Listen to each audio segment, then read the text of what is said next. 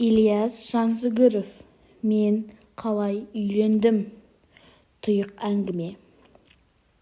Ильяс Жансүгіров қазақтың көрнекті ақыны, жазушысы, қоғам қайраткері.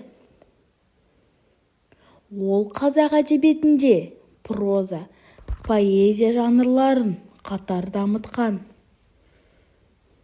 Ильяс Жансүгіровтің «Мен қалай үйлендім» әңгімесі тарихи кезеңді суреттейтін келелі әңгіме.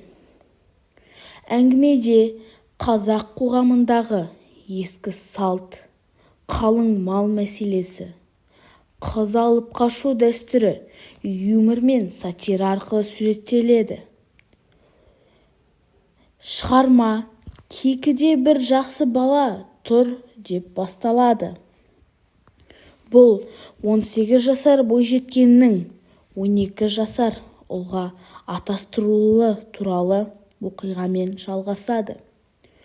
Қаладағы кеңес қызметкері жас жігіт осы қызға көзі түсіп, қыздан тілді кім арқылы аламыз дегенде, қарға тамырлы қазақ дәстүрмен құданы да қыздың нағашы жұртын да араластыратын күлкілі тұсы да бар.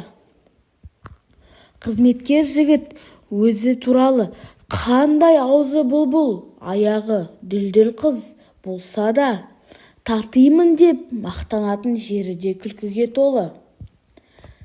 Қыздың артынан 40 шақты адам қуғыншы келеді. Соңында қуғыншыларды жанымен әлек қып, қызды қалыңсыз алдым деп түйіндейді.